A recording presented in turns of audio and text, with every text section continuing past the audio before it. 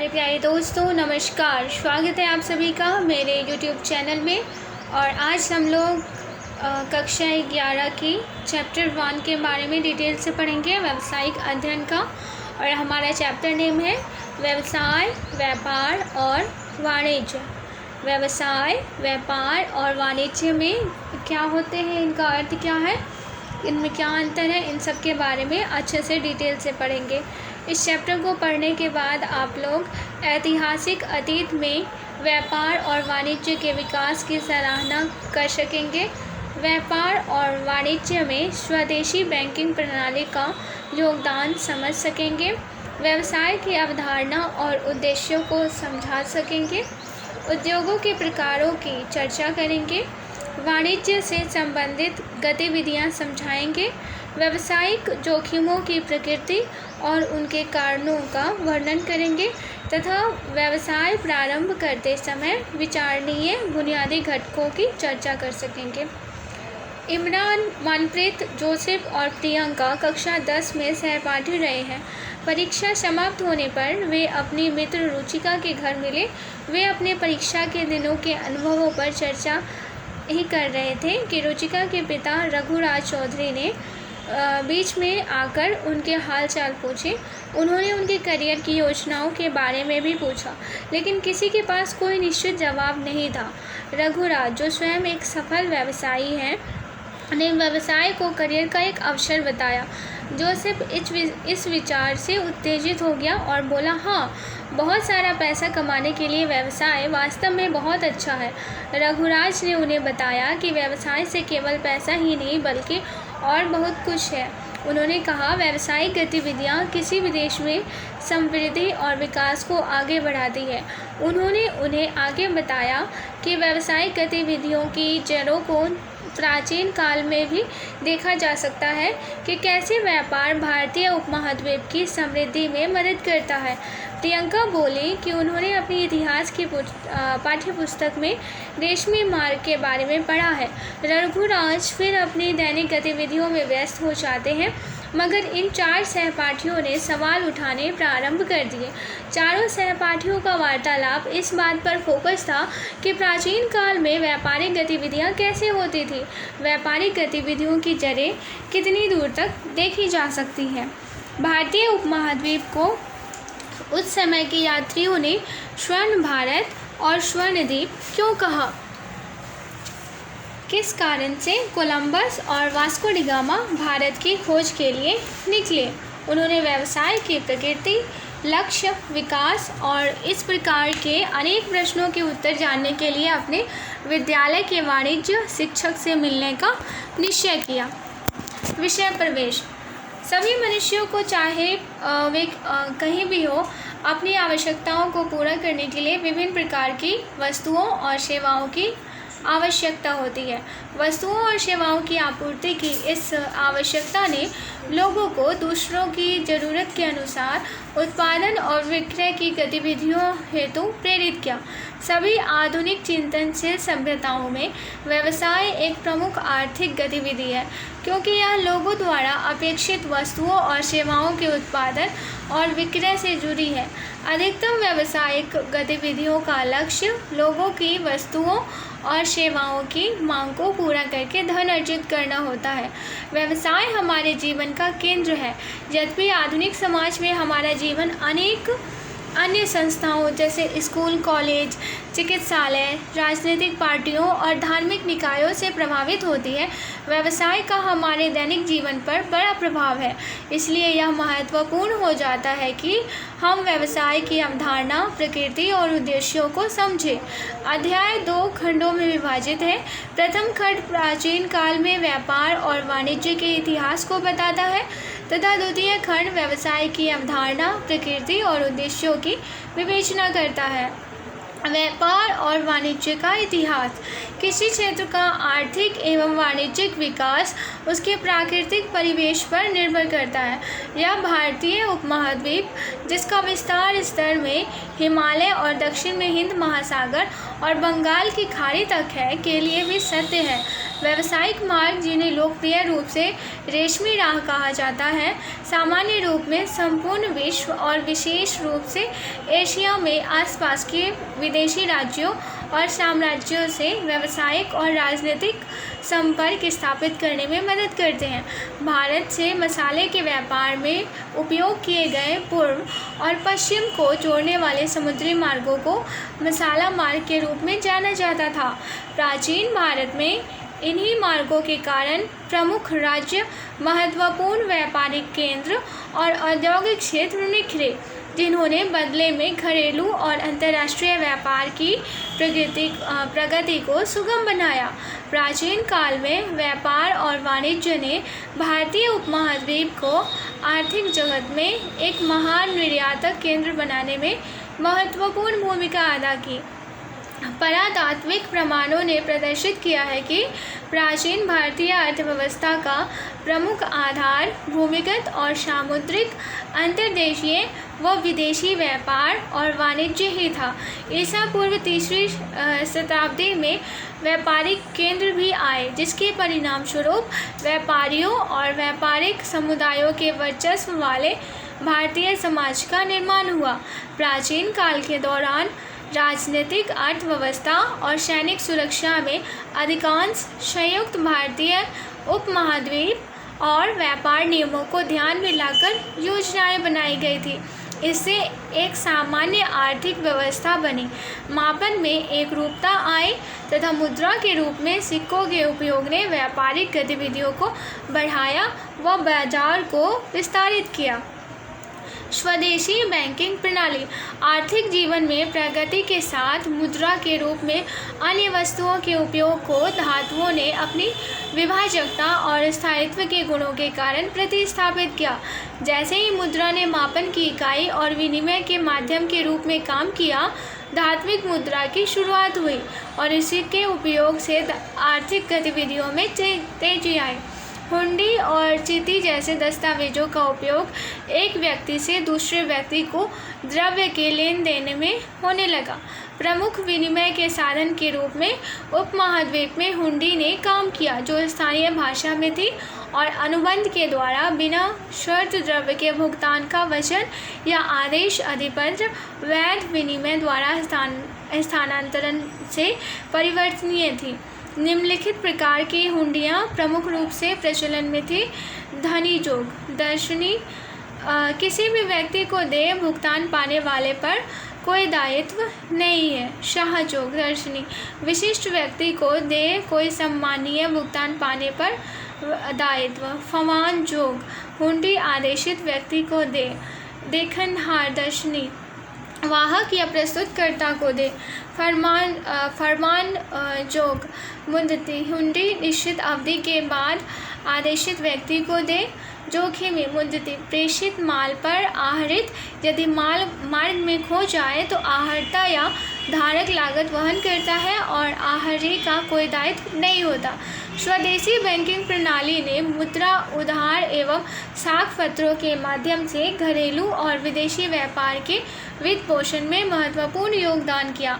Banking के विकास के साथ लोगों ने बैंकरों के रूप में काम करने वाले व्यक्तियों या सेठों के साथ कीमती धातुओं को जमा करना शुरू किया और यह पैसा निर्माताओं को अधिक वस्तुओं का उत्पादन करने हेतु संसाधनों की आपूर्ति करने के लिए एक साधन बन गया।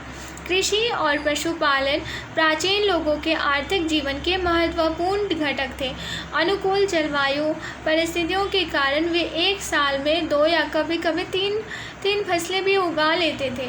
इसके अतिरिक्त सूती वस्त्रों की बुनाई, रंगाई, बर्तन, मिट्टी के बर्तन बनाना, कला और हस्तशिल्प, मूर्तिकला, कुटीर उद्योग, राजगिरी, यातायात साधन, गाड़ियाँ, नौकाओं और जहाज़ों का निर्माण आदि से उन्हें अतिरिक्त आय हो जाती थी, जिससे वे बचत और आगे निवेश कर पाते थे। प्रसिद्ध वर्कशॉप कारखाने थे जहां कुशल कारीगर काम करते थे और कच्चे माल को निर्मित माल में परिवर्तित करते थे, जिसकी बहुत मांग थी। परिवार आधारित प्रशिक्षुता प्रणाली प्रचलन में थी और उसका व्यापार हेतु विशिष्ट कौशल प्राप्त करने में विधिवत पालन किया जाता था। कारीगर, शिल्पकार और विभिन्न प्रकार के व्यवसायों के कुशल श्रमिक कौशल और ज्ञान को विकसित कर उसे एक पीढ़ी से अगली पीढ़ी को प्रदान करते जाते थे। इससे व्यापार और वाणिज्य के वित्त पोषण हेतु वाणिज्यिक और औद्योगिक बैंक बने तथा कृषकों को अल्प और दीर्घकालीन ऋण देने के लिए कृषि बैंक अस्तित्व में आए। मध्यस्थों का उदय। व्यापार के विकास में मध्यस्थों की प्रमुख भूमिका रही। उन्होंने व्यापार और विशेषकर विदेशी व्यापार का जोखिम वहन करने की जिम्मेदारी लेकर निर्माताओं को वित्तीय सुरक्षा प्रदान की। इसमें कमीशन एजेंट, दलाल और फुटकर दोनों प्रकार के माल के वितरक शामिल थे। विदेशी व्यापार बढ़ता हुआ एशिया में बड़ी मात्रा में सोना, चांदी और बहुमूल्य धातुएं लाया और इसकी बड़ी राशि भारत की ओर रही। जगत सेठ जैसी संस्था का भी विकास हुआ और मुगल कार और ईस्ट इंडिया कंपनी के दिनों में उनका बहुत प्रभाव रहा। बैंकरों ने न्यासों, ट्रस्टी और अक्षय निधि एंडामेंट के निष्पादन के रूप में कार्य प्रारंभ किया। विदेशी व्यापार का वित्त पोषण ऋण से होता था। यद्यपि लंबी यात्राओं में विशाल जोखिम को देखते हुए ब्याज की दर को उच्च रखा गया था। उधार सौदों के अभ्युदय तथा ऋण व अग्रिमों की उपलब्धता ने गतिविधियों को बढ़ाया। भारतीय उपमहाद्वीप ने अनुकूल व्यापार संतुलन के फल का लाभ आनंद लिया, जिसमें निर्यात बड़े अंतर से आयात से अधिक होते थे। स्वदेशी बैंकिंग प्रणाली ने निर्माताओं, व्यापारियों और सौदागरों को विस्तार और विकास के लिए अधिक पूंजी कोषों से लाभान्वित किया। परिवहन। प्राचीन काल में जल और स्थल परिवहन लोकप्रिय थे। व्यापार जमीनों और समुद्री दोनों ही माध्यमों से होता था। संचार के साधन के रूप में सड़कें विकास की संपूर्ण प्रक्रिया, खास तौर पर स्थल और अंतर्देशीय व्यापार में बुनियादी महत्वपूर्ण स्थान रखती थी। उत्तरी सड़क मार्ग मूल रूप से असम से तक्षशिला तक फैला माना जाता था। दक्षिण में भी पूर्व से पश्चिम तक फैले व्यापारिक मार्ग संरचनात्मक रूप से व्यापक थे तथा गति और सुरक्षा के लिए भी उपयुक्त थे। सामुद्रिक व्यापार वैश्विक व्यापार नेटवर्क की एक अन्य महत्वपूर्ण शाखा थी। मालाबार तट, जिस पर मुजिरिस स्थित है, का अंतर्राष्ट्रीय सामुद्रिक व्यापार में पुराना इतिहास रहा है, जो रोमन साम्राज्य के युग तक जाता है। काली मिर्च विशेष रूप से रोमन साम्राज्य में मूल्यवान थी और काले सोने के नाम से जानी जाती थी।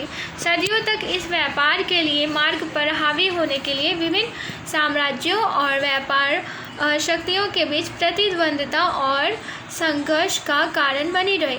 इन मसालों के लिए ही भारत के वैकल्पिक मार्ग की तलाश में 15वीं शताब्दी की अंतिम वर्षों में कोलंबस ने अमेरिका की खोज की और 1498 में मालाबार के किनारे वास्को डी गामा भी आया। कालीकट ऐसा व्यस्तम विक्रय केंद्र था कि मध्य पूर्व से लोबार, आवश्यक तेल और गंधार परफ्यूम में उपयोगी सुगंधित रेजिन दवाइयाँ लेने के लिए यहाँ चीनी जहाज भी आते थे और साथ ही साथ भारत में से काली मिर्च, हीरे, मोती और कपास भी ले जाते थे। 15वीं और 16वीं शताब्दी के प्रारंभ में दक्षिणी या कोरोमंडल तट पर पुलिकट प्रमुख बंदरगाह था। पुलिकट बंदरगाह से दक्षिण पूर्व एशिया के लिए कपड़ा प्रमुख निर्यात था। मजबूत व्यापारी समुदाय। देश के विभिन्न भागों में अलग अलग समुदाय व्यवसाय में आए। पंजाबी और मुल्तानी व्यापारियों ने उत्तरी क्षेत्र में कारोबार संभाला, जबकि भट्ट ने गुजरात और राजस्थान के राज्यों में व्यापार का प्रबंध किया। पश्चिमी भारत में इन समूहों को महाजन कहा गया।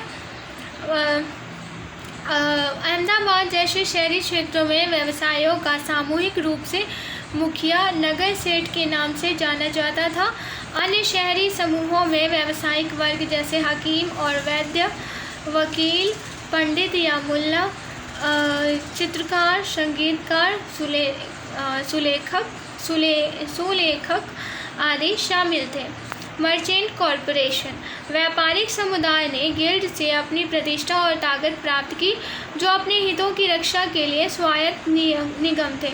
ये निगम औपचारिक रूप से संगठित हुए, अपने स्वयं के सदस्यों के लिए नियम और व्यावसायिक आचार संहिता बनाए, जिसे राजा भी स्वीकारते और सम्मान करते थे। उद्योग और व्यापार पर कर भी राजस्व के प्रमुख साधन थे। व्यापारियों को चुंगी करों का भुगतान करना होता था, जो अधिकांश प्रमुख वस्तुओं पर अलग अलग दर पर लगाए जाते थे। उनका भुगतान नकद या वस्तुओं के रूप में होता था। वस्तुओं के अनुसार सीमा शुल्कों में भिन्नता पाई जाती थी। सीमा शुल्क दरें विभिन्न प्रांतों में अलग अलग थी। नौका कर आय का एक अन्य स्रोत था। इसका भुगतान यात्रियों, सामान, मवेशियों और गाड़ियों के लिए किया जाता था। श्रम कर वसूलने का अधिकार आमतौर पर स्थानिकों को हस्तांतरित किया गया था। रजा या कर संग्राहकों से गिल्ड प्रमुखों का सीधे व्यवहार हुआ करता था तथा वे अपने साथी व्यापारियों की तरफ से निश्चित राशि पर मार्केट टोल का समाधान कर लिया करते थे। गिल्ड व्यवसायी धार्मिक हितों के संरक्षण के रूप में भी कार्य करते थे। अपने सदस्यों पर निगम कर लगाकर उन्होंने मंदिर निर्माण का कार्य भी किया। इस प्रकार वाणिज्यिक गतिविधियों ने बड़े व्यापारियों को समाज में सत्ता हासिल करने में सक्षम बनाया। प्रमुख व्यापारिक केंद्र, सभी प्रकार के नगर जैसे कि बंदरगाह, कस्बे, निर्माणी नगर, व्यापारिक नगर, पवित्र और तीर्थयात्री आदि के शहर थे। उनका अस्तित्व व्यापारिक समुदाय और पेशेवर वर्गों की समृद्धि का सूचक है। प्राचीन भारत में निम्नलिखित नगर व्यापार केंद्र थे। पाटलिपुत्र, आजकल पटना के नाम से जाना जाता है, यह केवल व्यापारिक नगर ही नहीं था बल्कि निर्यातक केंद्र भी था, विशेषकर नगीनों का। पेशावर, यह घोड़ों के आयात और ऊन का एक प्रमुख निर्यातक केंद्र था। प्रथम शताब्दी ईस्वी में इसका भारत, चीन और रोम के बीच वाणिज्यिक लेन देनों में बहुत बड़ा हिस्सा था। तक्षशिला, यह भारत और मध्य एशिया के बीच महत्वपूर्ण भूमि मार्ग पर एक प्रमुख केंद्र के रूप में कार्य करता था। यह वित्तीय वाणिज्यिक बैंकों का भी शहर था। बौद्ध काल में शहर को एक महत्वपूर्ण विद्वता केंद्र का स्थान प्राप्त था। प्रसिद्ध तक्षशिला विश्वविद्यालय यहाँ विकसित हुआ, जिसमें चीन, दक्षिण पूर्व एशिया और मध्य एशिया से अध्येता आते थे।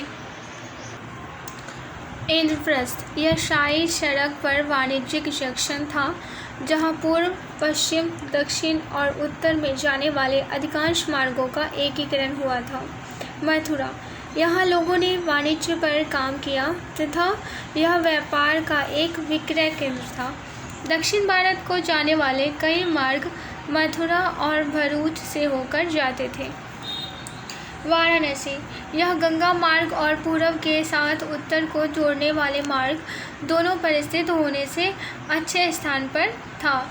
यह कपड़ा उद्योग के एक बड़े केंद्र के रूप में उभरा और सुंदर सुनहरे रेशम के कपड़े और चंदन की कारीगरी के लिए प्रसिद्ध हो गया। यह तक्षशिला, भरूच और कांजीवरम से भी जुड़ता था। मिथिला के व्यापारी बंगाल की खाड़ी में नाव से समुद्र पार करके दक्षिण चीन सागर एवं जावा, सुमात्रा और बोर्नियो के द्वीपों पर बंदरगाहों के साथ कारोबार करते थे। मिथिला ने प्रथम शताब्दी ईस्वी के शुरुआती वर्षों में दक्षिण चीन में और विशेष रूप से यूनान में व्यापारिक कॉलोनियों की स्थापना की। उज्जैन, सुमेलानी व कार्नेलियन पत्थर, मलमल और मालों का कपड़ा उज्जैन से विभिन्न केंद्रों में निर्यात किया जाता था। तक्षशिला और पेशावर के थल मार्गों से इसके पश्चिमी देशों के साथ व्यापारिक संबंध भी थे। सूरत, मुगल काल में यह पश्चिमी व्यापार का विक्रय केंद्र था। सूरत का कपड़ा जरी के सुनहरे बॉर्डर के लिए मशहूर था। यह उल्लेखनीय है कि सूरत की हुंडियाँ मिस्र, ईरान और बेल्जियम के दूर दराज के बाज़ारों में भी चलती थी। कांची, इसे आजकल कांजीवरम के नाम से जाना जाता है।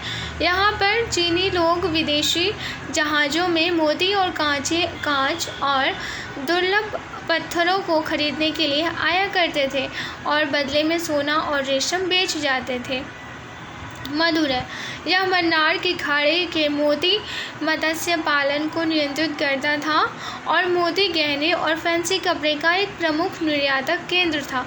इसने सामुद्रिक व्यापार चलाने के लिए विदेशी व्यापारियों, विशेषकर रोमनों को आकर्षित किया। भरूच, यह पश्चिमी भारत का महानतम वाणिज्यिक शहर था।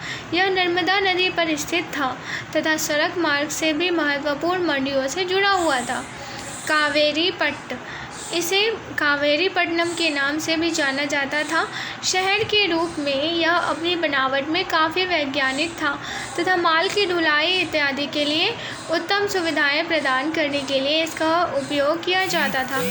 विदेशी व्यापारी इस शहर में अपने मुख्यालय रखते थे। मलेशिया, इंडोनेशिया, चीन और सुदूर पूर्व से व्यापार करने के लिए यह सुविधाजनक स्थान था। यह सौंदर्य प्रसाधन, इत्र, पाउडर, रेशम, ऊन, कपास, मोती, मूंगा, सोने और कीमती नगीनों के लिए व्यापार का केंद्र था। यह नगर जहाज निर्माण के लिए भी प्रसिद्ध था। ताम्रलिप्ति, यह पश्चिम और सुदूर पूर्व के साथ समुद्री और थल मार्गों से जुड़े सबसे बड़े बंदरगाहों में से एक था। यह सड़क मार्ग से बनारस और तक्षशिला से तथा सूसा के माध्यम से सुदूर देशों के साथ काला सागर तक जुड़ा हुआ था। प्रमुख निर्यात और आयात। निर्यात में मसाले, गेहूँ, चीनी, नील, अफीम, तिल का तेल, कपास, रेशम, तोते, जीवित मवेशी और पशु उत्पाद, खाले, फल, सिंह, चमड़ा, कछुआ, कवच, मोती, नीलमणि, चमकीले पत्थर, क्रिस्टल, लैपिस लाजुली, ग्रेनाइट, फिरोजा और तांबा आदि शामिल थे। आयातों में घोड़े, पशु उत्पाद, जिन, सिल्क, फ्लेक्स और लेनिन मणि, सोना, चांदी, टिन, तांबा, सीसा, मणिक, पुखराज, मूंगा, कांच और एम्बर शामिल थे। भारतीय उपमहाद्वीप की विश्व अर्थव्यवस्था में स्थिति 1 ईस्वी से 1191 ईस्वी तक। यहाँ पे आप लोग चार्ट के माध्यम से देख सकते हैं। 1 AD 32% सर्वाधिक क्षेत्रीय हिस्सेदारी में ही होती थी। 1000 AD में 32% सर्वाधिक क्षेत्रीय हिस्सेदारी और 1500 AD में क्षेत्रीय अंश में द्वितीय। 1850 AD में 5 से 10%, 1700 से 1750 AD विश्व के औद्योगिक उत्पादन का 25% और 1700 AD में 24.46%, 1600 AD में 24.41% और 1870 AD अंग्रेजी साम्राज्य के समय विश्व का आय का 9.2% विश्व में होता था और 1900 में AD में 2%, 1913 AD में अंग्रेजी साम्राज्य के समय 5.4% और फिर यहाँ पे 1991 AD आर्थिक उदारीकरण, 1973 में 3.1% और 1952 में विश्व आय का 3.8%। ये Maddison the world economic the millennial perspective OECD Paris Angus Maddison the world economy के द्वारा लिया गया है। पहली और 17वीं शताब्दी के बीच भारतवर्ष के प्राचीन और मध्ययुगीन दुनिया की लगभग तिहाई या चौथाई दौलत को नियंत्रित करने वाली सबसे बड़ी अर्थव्यवस्था होने का अनुमान था। मेगास्थनीज फाह्यान हिंद-सांग अल-बरूनी 11वीं शताब्दी, इब्न बतूता 11वीं शताब्दी, फ्रांसीसी फ्रैंको 17वीं शताब्दी और अन्य लोग जो विभिन्न अंतरालों पर आए, जिन्होंने देश की सामाजिक, सांस्कृतिक, भौगोलिक, आर्थिक, वाणिज्यिक और राजनीतिक संरचना और समृद्धि की बात की और अपने लेखन में से स्वर्ण भूमि और स्वर्णद्वीप कहा। पूर्व औपनिवेशिक अर्थव्यवस्था को समृद्धि का स्वर्ण युग माना जाता है और इसी ने यूरोपियों को खोज की महान यात्रा हेतु प्रेरित किया। प्रारंभ में वे लूटने के लिए आए, किंतु शीघ्र ही उन्हें सोने और चांदी के बदले व्यापार के पुरस्कार का एहसास हुआ।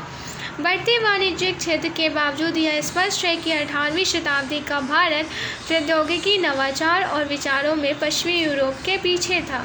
ईस्ट इंडिया कंपनी के बढ़ते नियंत्रण से आज़ादी में कमी आई और कोई कृषि और वैज्ञानिक क्रांति नहीं हुई।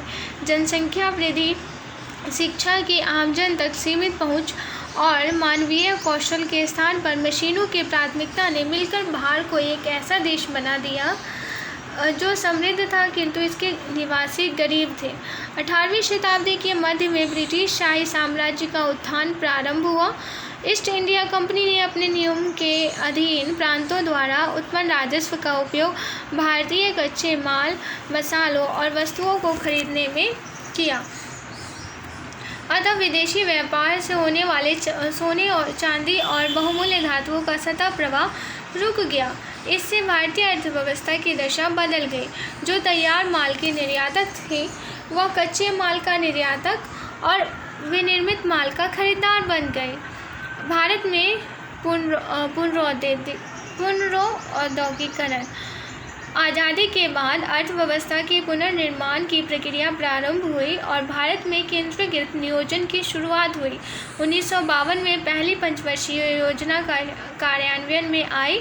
योजनाओं में आधुनिक उद्योगों, आधुनिक प्रौद्योगिकी और वैज्ञानिक संस्थानों, अंतरिक्ष और परमाणु कार्यक्रमों की स्थापना को महत्व दिया गया। इन प्रयासों के बावजूद भारतीय अर्थव्यवस्था तेजी से विकसित नहीं हो सकी।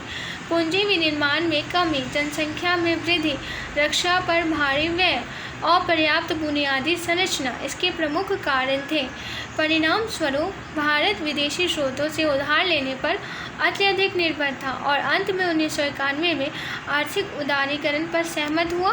भारतीय अर्थव्यवस्था आज दुनिया की सबसे तेज़ी से बढ़ती अर्थव्यवस्थाओं में से एक है और एक पसंदीदा प्रत्यक्ष विदेशी विनिमय निवेश का गंतव्य है। बढ़ती आय, बचत, निवेश के अवसर, घरेलू खपत में बढ़ोतरी और युवा जनसंख्या मिलकर आने वाले दशकों में विकास सुनिश्चित करेंगे। उच्च विकास क्षेत्रों की पहचान की गई है जो कि दुनिया भर में तेज़ी से बढ़ रहे हैं और भारत सरकार की हाल ही की पहलों और जैसे make in India, skill India, digital India और भारत की नवनिर्मित विदेशी व्यापार नीति 2015 से 20 से भारतीय अर्थव्यवस्था को निर्यात व आयात और व्यापार संतुलन के मामले में मदद मिलने की उम्मीद है। 1850 के बाद भारतीय उद्यमियों ने अपनी आधुनिक कपड़ा मिलों की स्थापना प्रारंभ की और धीरे धीरे घरेलू बाजार का पुनर्ग्रहण करना शुरू किया। 1896 में भारतीय मिल कपड़ा उपभोग के 8% की पूर्ति करते थे। 1913 में 20%, 1936 में 62% और 1945 में 76%। इस प्रकार 1913 से 38 के बीच भारतीय निर्माताओं का उत्पादन 5.6% प्रति वर्ष की दर से बढ़ा, जो वैश्विक प्रतिशत 3.3 से अधिक था। अंततः ब्रिटिश सरकार ने 1920 के दशक से टैरिफ संरक्षण प्रदान किया, जिससे उद्यमियों को विस्तार और विविधता लाने में मदद मिली। 1947 में आज़ादी के समय तक भारतीय उद्यमी काफ़ी मजबूत थे और जाने वाले अंग्रेज़ों के कारोबार खरीदने की स्थिति में थे। भारत के सकल घरेलू उत्पाद में उद्योगों का हिस्सा 1913 में 3.8 से बढ़कर 1947 में 7.5% अर्थात 2 गुना हो गया और निर्यात में विनिर्माताओं की हिस्सेदारी 1913 और 1947 के वर्षों में क्रमशः 22.4 से बढ़कर 30% हो गई। चलिए अब हम लोग व्यवसाय की प्रकृति और अवधारणा को समझ लेते हैं। व्यवसाय की अवधारणा क्या है? व्यवसाय शब्द की व्युत्पत्ति व्यस्त रहने से हुई है, अतः व्यवसाय का अर्थ व्यस्त रहना है। तथापि विशेष संदर्भ में व्यवसाय का अर्थ ऐसे किसी भी धंधे से है जिसमें लाभार्जन हेतु व्यक्ति विभिन्न प्रकार की क्रियाओं में नियमित रूप से संलग्न रहते हैं। वे क्रियाएं अन्य लोगों की आवश्यकताओं की संतुष्टि हेतु वस्तुओं के उत्पादन, क्रय विक्रय या विनिमय और सेवाओं की आपूर्ति से संबंधित हो सकती है। प्रत्येक समाज में मनुष्य अपनी आवश्यकताओं की संतुष्टि हेतु अनेकों प्रकार की क्रियाएं करते हैं। ये क्रियाएं विस्तृत रूप से 2 समूहों में वर्गीकृत की जा सकती है: आर्थिक एवं अनार्थिक। आर्थिक क्रियाएं वे क्रियाएं हैं जिनके द्वारा हम अपने जीवन यापन के लिए धन कमाते हैं, जबकि अनार्थिक क्रियाएं प्रेमवश, सहानुभूति के लिए, भावुकतावश या देशभक्ति आदि के लिए की जाती है। उदाहरण के लिए, एक श्रमिक द्वारा फैक्ट्री में काम करना, एक डॉक्टर द्वारा अपने क्लिनिक में कार्य करना, एक प्रबंधक द्वारा अपने कार्यालय में काम करना तथा एक शिक्षक का विद्यालय में अध्यापन करना आदि उदाहरणों में सभी अपनी जीविका उपार्जन के लिए कार्य कर रहे हैं, अतः ये सभी आर्थिक क्रियाओं में संलग्न हैं।